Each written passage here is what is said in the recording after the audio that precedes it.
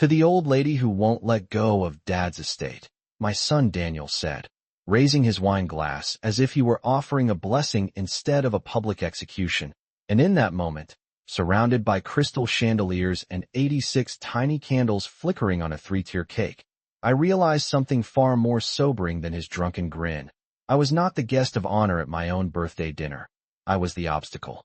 The private dining room at Morton's was warm with low amber lighting, the kind that flatters wrinkles and softens harsh expressions, and my family had insisted on reserving the long mahogany table near the back, the one that seated 12 comfortably, though only 9 chairs were filled. I remember noticing the empty seats before the toast, how they seemed to echo louder than the laughter, but I told myself it was flu season, that people get busy, that 86 is an indulgent number to celebrate anyway. I had worn navy silk, the same dress Edward loved on our 50th anniversary, and I'd taken extra time with my pearl earrings, steadying my hands before fastening the clasp, telling my reflection that 86 was a victory, not a burden. Daniel had already ordered a second bottle of Cabernet by the time the steaks arrived, and Claire kept touching his arm, whispering something that made him chuckle into his glass. When he stood up, chair legs scraping softly against polished wood, I assumed he would say something about resilience, about family legacy, perhaps even about his father. Instead, he swayed slightly and cleared his throat with theatrical importance. "To Mom," he began, and there was a pause long enough for hope to gather in my chest. "The old lady who won't let go of Dad's estate." There it was. Not shouted, not snarled, just delivered like a punchline. A few cousins shifted uncomfortably. Someone gave a short, uncertain laugh. Claire pressed her lips together as if the moment were awkward but inevitable. I folded my napkin once, precisely, and lifted my water glass instead of wine. The ice clinked gently. I did not correct him. I did not defend myself. I simply memorized the way he avoided my eyes after he sat down. The waiter, young enough to be my grandson, hesitated before slicing the cake, his gaze flickering between us, sensing the current that had shifted beneath the tablecloth. 86 years is a long time to learn the value of silence. My husband Edward built that estate over 4 decades. Real estate investments, a small manufacturing company, he grew from a garage operation into a regional supplier, a lakeside house we renovated board by board. When he passed 3 years ago, he left everything organized, documented, protected. "You'll never have to depend on anyone," he told me in the hospital, his voice thin but certain. I believed him. What I had not calculated was how quickly independence could be rebranded as stubbornness. As dessert plates were cleared and coffee poured, Daniel leaned back in his chair, flushed and expansive, speaking loudly about simplifying assets and liquidity. Words he'd never used when his father was alive. I watched Claire nod at the right moments. I noticed how she checked her phone under the table, and I realized something else, something sharper than humiliation. Daniel did not invent that toast tonight. He rehearsed it. Because 3 days earlier, my husband's attorney called to ask why my son was requesting a full review of the trust. I thanked the waiter, slipped my coat over my shoulders, and allowed my family to believe I was wounded. What they did not know was that I had already begun to prepare. I drove home from the restaurant with both hands steady on the steering wheel, the city lights blurring softly against the windshield, and I replayed Daniel's toast not with heartbreak, but with calculation, because humiliation loses its sting when you recognize it as strategy. The house greeted me the way it always does, quiet and composed. The porch light casting a warm circle over the brick steps Edward insisted on widening 20 years ago so that guests would feel welcome, and I paused. There for a moment before unlocking the front door, listening to the silence settle around me like a tailored coat.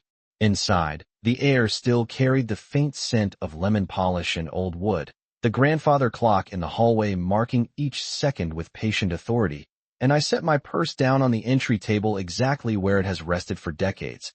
Beneath the framed photograph of Edward and me at Lake Geneva this summer, he closed his first major contract. I did not cry. I removed my heels, placed them neatly by the stairs, and walked into the study, the room Daniel rarely enters now, perhaps because it reminds him too much of the man he once admired. 3 days earlier, that same study had been the setting for a different kind of toast, one delivered not with wine, but with concern. The phone call from Harold Benton, Edward's attorney for nearly 30 years, had come just after breakfast. I remember the way the morning light filtered through the blinds, cutting the desk into precise stripes. Harold's voice was careful, almost apologetic. He told me Daniel had requested a comprehensive review of the Whitmore family trust and had asked specific questions about transfer authority and asset liquidation. The phrasing was polite, but the implication was not. I thanked him for informing me and assured him I would handle it. I did not call Daniel to confront him. Instead, I asked Harold to send me a full copy of the trust documents, including the amendments Edward signed 6 months before he passed. Those papers arrived yesterday afternoon in a thick envelope that now rests in the top drawer of my desk, aligned perfectly with the edge. I opened that drawer now and ran my fingers over the embossed cover, remembering Edward's final weeks, how he insisted on meeting with Harold despite his fatigue, how he told me, very clearly, that security was not about money but about autonomy. They may think they are protecting you, he had said, but protection can become control. At the restaurant tonight, when Daniel spoke about liquidity and simplifying assets, I recognized the language immediately. It was not the vocabulary of a son concerned about his mother's comfort. It was the vocabulary of someone under pressure. I have watched the market reports long enough to know that his technology startup has not performed as promised. I have seen the strain in Claire's posture, the way she scrolls through financial news between conversations, the subtle tightening around her eyes when real estate is mentioned. They believe the estate is an untapped reservoir, a solution waiting to be converted into numbers on a screen. What they have not considered is that Edward anticipated impatience. I sat at my desk and opened the envelope fully this time, turning to the section Harold had flagged in yellow. The clause was written in calm, unambiguous language. Any beneficiary who attempts to coerce, pressure, or publicly disparage the surviving spouse in pursuit of accelerated distribution risks forfeiture of discretionary privileges within the trust. I read that sentence twice, not with triumph, but with clarity. Daniel's toast was not merely rude. It was documented, and documentation, unlike anger, does not fade by morning. The next morning I woke before sunrise, not because I was troubled, but because clarity has a way of stirring the body earlier than fear ever could, and I lay there for a moment listening to the hum of the furnace and the distant rhythm of early traffic beyond the trees lining our street, thinking about how easily a single sentence at a birthday dinner can reveal years of quiet resentment. I rose slowly, folded back the quilt Edward and I chose in Vermont 20 summers ago, and made my way to the kitchen where the coffee maker waited exactly where it has stood since we remodeled the space, its stainless steel surface reflecting a woman who looked composed, not defeated. I poured a measured cup, added a splash of cream, and carried it to the breakfast nook that overlooks the backyard, where frost clung lightly to the edges of the lawn chairs, and the maple trees stood bare against the pale sky. And I considered the timeline carefully, because timelines matter when emotion threatens to distort memory. 3 days before my birthday dinner, Daniel called, his tone unusually deliberate, asking whether I had thought any more about downsizing, suggesting that a condominium closer to town might be more manageable, using that word as if the 4,000 square feet of this house had suddenly grown unwieldy overnight. I told him I would think about it, and he pressed just slightly harder, mentioning maintenance costs, property taxes, utilities, speaking in numbers rather than sentiments, and I noticed then that Claire's voice drifted faintly in the background, offering quiet prompts. That same afternoon, Harold Benton telephoned to inform me of Daniel's formal request to review the trust, and the coincidence was not lost on me. I remember sitting at this very table, pen resting against my notepad, as Harold explained that Daniel had inquired about the conditions under which discretionary distributions might be accelerated, particularly in the event of family consensus, a phrase that sounds collaborative but often masks impatience. When I ended that call, I did not feel betrayed. I felt alerted. There is a difference. Betrayal implies surprise. Alertness implies preparation. Over the past year, I have observed subtle shifts in Daniel's posture and pace. The way he checks his phone mid-conversation, the way he mentions market fluctuations with forced optimism, the way Claire speaks about opportunity rather than stability. I have also read the quarterly reports from his company, because although he rarely discusses details, Information is public for those willing to look, and the pattern is clear enough to a woman who has managed household budgets through recessions and expansions alike. They are not villains in the dramatic sense. They are anxious, and anxiety dressed in entitlement can sound remarkably like mockery. When Daniel raised his glass last night, what I heard beneath the laughter was not cruelty for its own sake, but frustration, a belief that I am holding something hostage that he considers already his. That belief is the true danger, not the toast itself.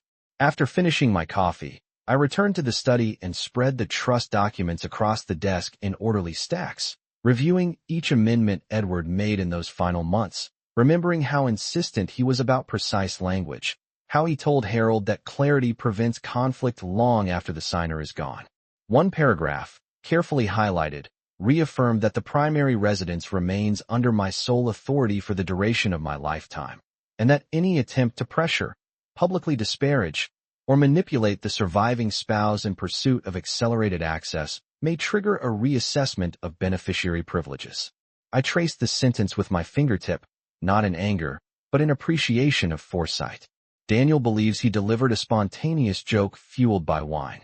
He does not yet understand that he may have delivered something far more consequential, something that now sits recorded not only in memory, but in context, and context, when combined with documentation, has a way of reshaping the future.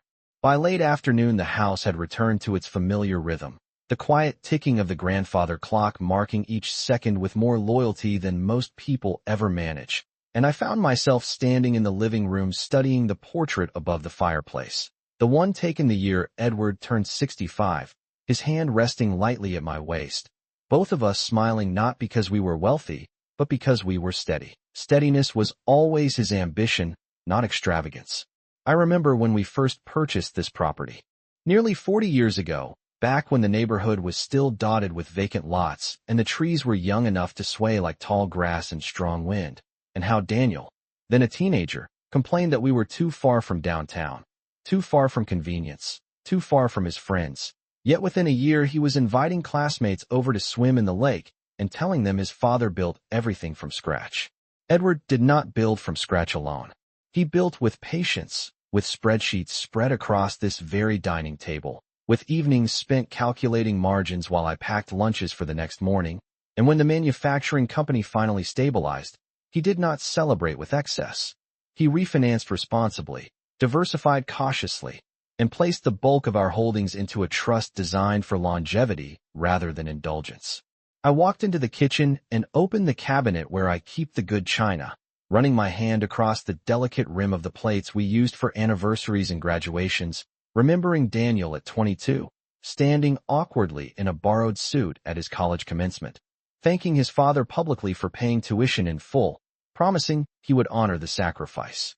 Promises spoken in youth often dissolve under adult pressure. That does not make them meaningless. It makes them fragile. Over the past 5 years, I have watched Daniel's language shift from gratitude to expectation, subtle at first, as though he were merely stepping into adulthood, asking practical questions about portfolio structure, about succession planning, about how quickly assets could be reallocated if circumstances required agility. I answered carefully, always emphasizing stewardship over entitlement, reminding him that wealth is not a windfall but a responsibility. Claire entered our lives 12 years ago with polished confidence and a talent for organization, and I admired her efficiency at first, the way she color-coded schedules and spoke about scaling opportunities. Yet I also noticed how she referred to our holdings as dormant capital, a phrase that reduces memory to math. Edward noticed it too. During his final winter, he asked me to sit beside him in this very study, his breathing measured but deliberate, and he said that prosperity invites reinterpretation, that those who did not endure the early years often assumed the later years arrived effortlessly. He revised the trust that week, not to punish, but to protect balance. Standing now, in the center of the house, I understood that Daniel's toast was not the beginning of conflict. It was the culmination of quiet recalculations he has been making for some time. I do not resent his ambition. I resent the assumption that my continued presence is obstruction. I moved to the window overlooking the backyard and watched the afternoon light settle over the lawn. Edward insisted remain open and unobstructed, a symbol, he once said, that nothing in this family should feel fenced in. The irony does not escape me. Daniel believes I am clinging to something that belongs to him. In truth, I am holding exactly what his father intended me to hold: authority over my own life. And authority, unlike sentiment, is not surrendered because someone grows impatient at a birthday dinner. The following afternoon, I placed a call to Harold Benton, not in haste, but with the steady tone of someone arranging a routine appointment, and I asked if he might come by the house rather than meeting at his office, because there is a difference between discussing documents in a conference room and reviewing them in the place those documents were designed to protect.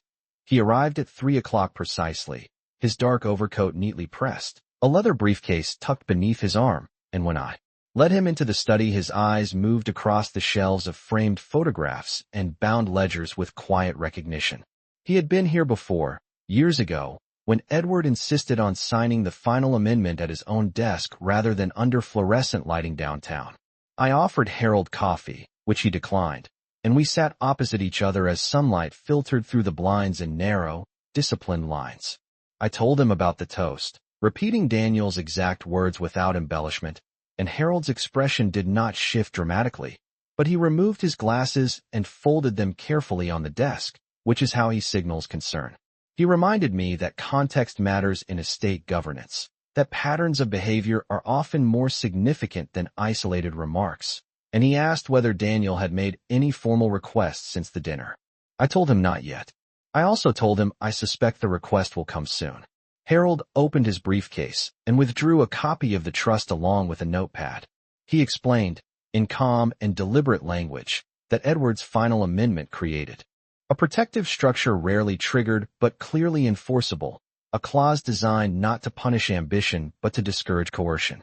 Any attempt to pressure, publicly disparage, or manipulate the surviving spouse for accelerated distribution would grant the trustee discretionary authority to reassess beneficiary privileges, including voting influence over certain business assets. I listened without interruption. I have learned that silence invites fuller explanations. Harold continued, noting that Daniel's recent inquiry about accelerated access had been documented, and that if further pressure were applied, it could be interpreted as a coordinated effort rather than casual curiosity. The word coordinated lingered in the air. Claire's careful language at dinner returned to me, her mention of efficiency, of restructuring, of modernization. I asked Harold one specific question. If a beneficiary demonstrates financial instability, does the trust permit protective delay? He nodded and pointed to a subsection detailing fiduciary responsibility in the event that distribution might compromise long-term asset health. In other words, protection is not only for me, it is for the estate itself. I walked Harold to the front door after our meeting and thanked him not with anxiety, but with appreciation for Edward's foresight. When the door closed, I stood in the foyer and considered my next step. Daniel believes he is negotiating from urgency. Urgency clouds judgment. I, on the other hand, have time. Time to observe. Time to document. Time to decide when and how clarity should be delivered. I returned to the dining room and looked at the long table where holiday meals have unfolded for decades, where Daniel once spilled cranberry sauce and apologized profusely, where Edward once raised a glass and said that family is strongest when no one feels entitled to what has not yet been given. The irony is almost gentle. That evening my phone buzzed with a message from Claire asking whether we might schedule a conversation about future planning. I read it twice and set the phone face down on the table. I will schedule that conversation. On my terms. In this house. With the documents open between us. Because what Daniel does not understand is that inheritance is not an event. It is a transition. And transitions occur when the time is right, not when someone grows impatient at 86 years old. Claire arrived on Thursday at 10:30 in the morning, precisely as she had suggested in her message. Her sedan pulling into the driveway with deliberate slowness as though she were approaching a negotiation table rather than her mother-in-law's front door, and I watched from the foyer window without moving until she stepped out, smoothing her coat, checking her reflection in the side mirror before walking up the brick path Edward widened decades ago. I opened the door before she rang the bell, not as a gesture of warmth but of control, and I greeted her with the same steady tone I have used for years at charity luncheons and board meetings. She smiled brightly, complimented the house as if she had not stood in this very entryway countless times before, and I invited her into the dining room, where sunlight filtered across the polished table, illuminating the neat stack of documents I had placed at the center. I did not begin with accusation. I asked about her drive, about traffic, about Daniel's week, and she answered smoothly, her voice confident, her posture composed, until I mentioned that I had spoken with Harold Benton. There it was, the smallest pause, no more than a second, but long enough to confirm that the conversation she expected was not unfolding according to her script.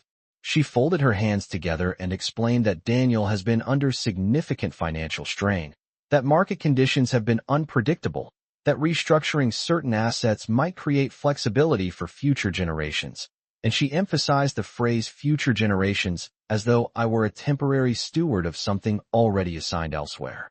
I listened carefully, allowing her to outline the logic of acceleration, the appeal of converting illiquid holdings into accessible capital, the efficiency of consolidating properties, and when she finished, I asked a single question. Are you asking me to relinquish control of the estate while I am still fully capable of managing it? She did not answer directly. Instead, she spoke about practicality, about easing my responsibilities, about ensuring I am comfortable, and I noticed that comfort in her vocabulary means reduction. I reached for the trust documents and turned them toward her, tapping lightly on the highlighted clause that Edward revised in his final months. I explained, without raising my voice, that the structure of the trust is not an oversight but a design, that it protects not only me, but the long-term health of the assets Daniel hopes to inherit, and that any attempt to pressure or publicly disparage me in pursuit of accelerated access may have consequences beyond what he anticipates. Claire's eyes moved across the page, reading more slowly now, her composure thinning at the edges, and she asked whether I was implying that Daniel's toast constituted disparagement. I did not imply.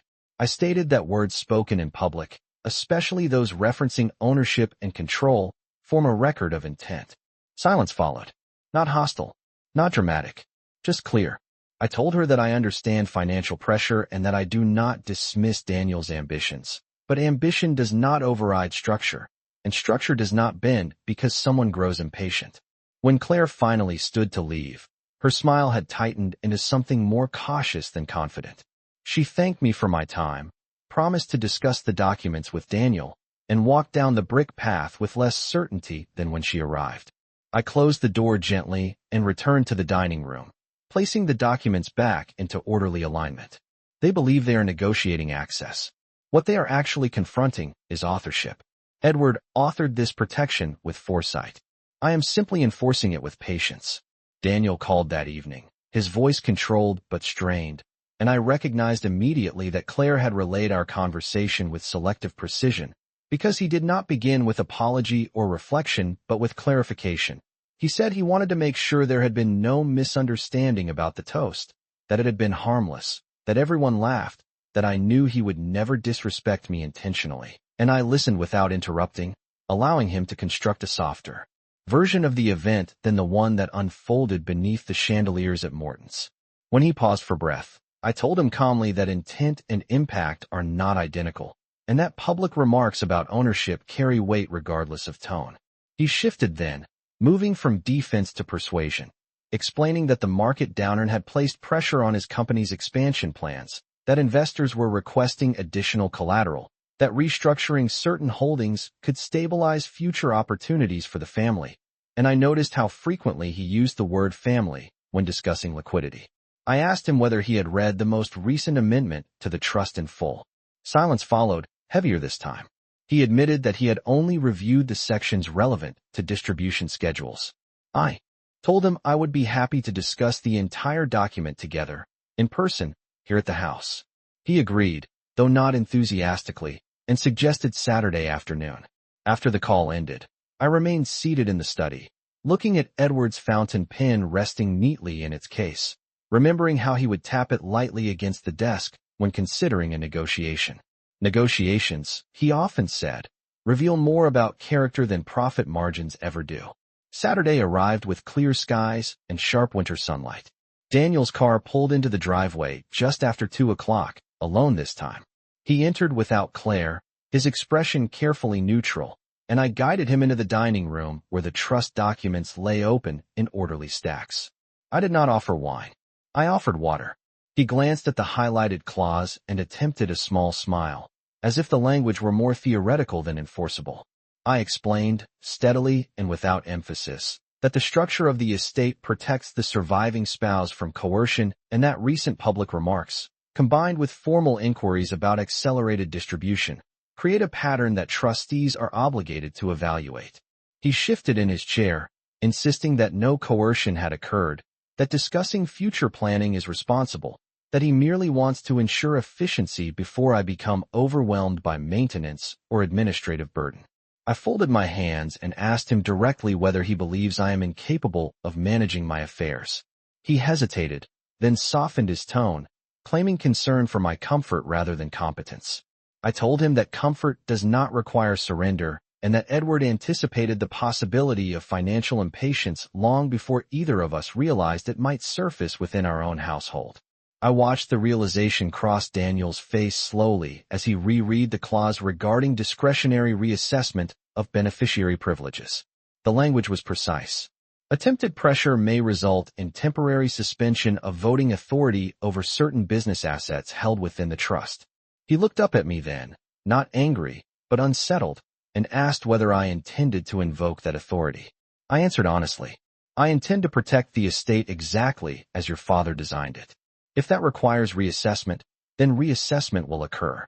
The room grew quiet, not hostile, but definitive. Daniel has always understood competition. What he is only beginning to understand is governance. As he stood to leave, he assured me that he would reflect on the conversation. I nodded and walked him to the door, the winter air crisp against my face as he stepped back onto the brick path. I did not feel triumph. I felt alignment. For the first time since that toast, Daniel understood that the estate is not waiting to be claimed. It is structured to endure, and endurance does not negotiate with impatience.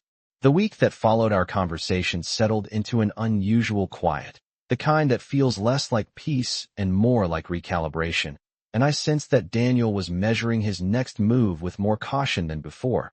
He did not call again immediately, nor did Claire send another carefully worded message about future planning. And in that silence I recognized the shift Edward once described as the moment when confidence meets structure and must decide whether to adapt or resist.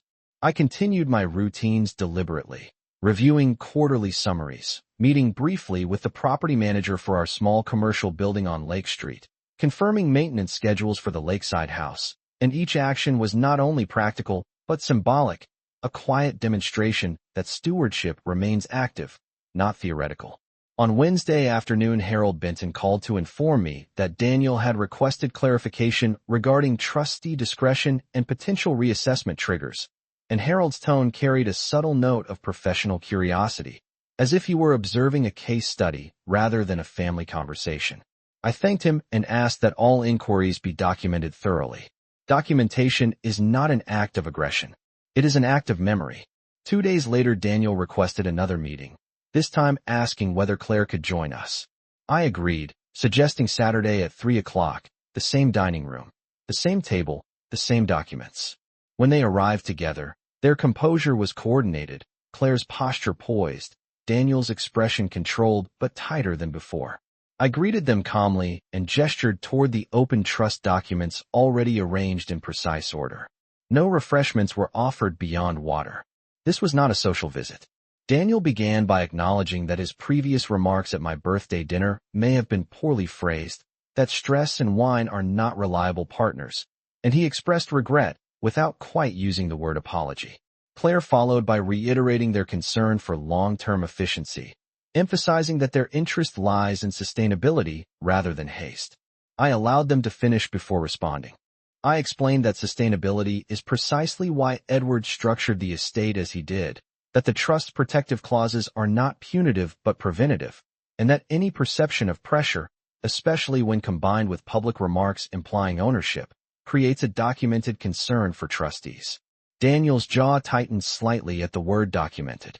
I continued without raising my voice, clarifying that the trust permits temporary suspension of certain beneficiary privileges if patterns of coercion or disparagement are established, and that trustees are obligated to prioritize the stability of the estate above individual urgency. Claire asked whether we were truly approaching that threshold. I met her gaze and said that thresholds are crossed by repetition, not by isolated moments, and that my intention is not confrontation but clarity. The room grew still, not with hostility but with recognition. They understood now that this was no longer a matter of persuasion but of governance. Daniel shifted his approach, suggesting that perhaps a formal review of the trust with all parties present might ease tension. I agreed, adding that such a review would include Harold Benton and would be fully recorded in written summary. The effect was immediate. The prospect of transparency altered the temperature in the room. Claire glanced briefly at Daniel, then back at me, her confidence recalibrating once again. After an hour of discussion, they stood to leave with fewer assumptions than they brought in. As the front door closed behind them, I felt not victory, but equilibrium. The estate remains intact. The language remains enforceable. And Daniel now understands that impatience does not override authorship. What began as a toast delivered under the illusion of humor has become something far more instructive. Governance, once engaged, does not retreat simply because a beneficiary grows uncomfortable. The formal review took place the following Tuesday in Harold Benton's conference room, a space defined by dark wood shelves and restrained lighting, where documents are discussed with less emotion than family dinners, yet far greater consequence. Daniel and Claire arrived together, composed but cautious, and I entered a few minutes later with the same navy folder I have carried since Edward first signed the amended trust, not because I required notes, but because visible preparation shifts the tone of a room before a single word is spoken. Harold began by summarizing the trust's purpose in clear and methodical language, emphasizing continuity, asset protection, and the preservation of autonomy for the surviving spouse. And as he spoke, I observed Daniel's posture, the way his shoulders gradually lowered as the structure of the estate was laid out in undeniable sequence. When Harold reached the clause regarding coercion and discretionary reassessment of beneficiary privileges, he did not dramatize it. He simply read the text aloud, each sentence precise, each term legally anchored, and the air in the room settled into something heavier than tension, something closer to understanding. Daniel asked whether a single public remark could truly influence trustee evaluation, and Harold replied that trustees assess patterns rather than isolated events, but that public statements regarding ownership, combined with formal requests for accelerated access, may create an evaluative record. Claire inquired whether the trust could be modified by consensus. Harold responded that modification requires voluntary agreement by the primary beneficiary, meaning me, and must align with the original intent of the settler, meaning Edward. Intent, once documented, is not easily rewritten. I listened without interruption, then spoke quietly, explaining that my objective has never been obstruction but stewardship, that I have no desire to deny Daniel his eventual inheritance, but that eventual does not mean immediate, and inheritance is not a remedy for market volatility. I reminded him that Edward built the estate across 4 decades of disciplined expansion, through recessions, through periods of contraction, through seasons that required patience rather than urgency. Daniel's expression shifted then, not defensive but reflective, as though he were recalculating more than just financial projections. He acknowledged that the pressure from investors had intensified, and that he allowed frustration to surface publicly in a manner that was neither respectful nor strategic. He did not frame it as a joke this time. He framed it as a mistake. Claire added that their intention was never to diminish my authority, but to secure flexibility. I answered that flexibility without structure dissolves into instability, and that structure without respect erodes trust. The conversation moved from confrontation to recalibration, and by the end of the meeting Daniel requested that future discussions regarding the estate occur with full transparency and without informal assumptions. Harold documented the session formally, noting that no reassessment would be triggered at this time, but that all parties acknowledged the enforceability of the trust's protective clauses. When we left the conference room, Daniel held the door open for me in a gesture so ordinary it almost felt symbolic. Outside, the winter air carried a sharp clarity, and as I walked to my car, I felt neither triumph nor resentment. I felt continuity. The estate remains intact. The language remains binding. and my authority remains unambiguous. What began as a careless toast at my 86th birthday dinner did not dismantle my position. It clarified it. I am not holding on to Edward's estate out of stubbornness. I am holding on to it because he entrusted it to me, and trust, once granted, is not surrendered in response to impatience. Endurance, after all, is not measured by how loudly one speaks at a dinner table. It is measured by how firmly one stands when the noise subsides.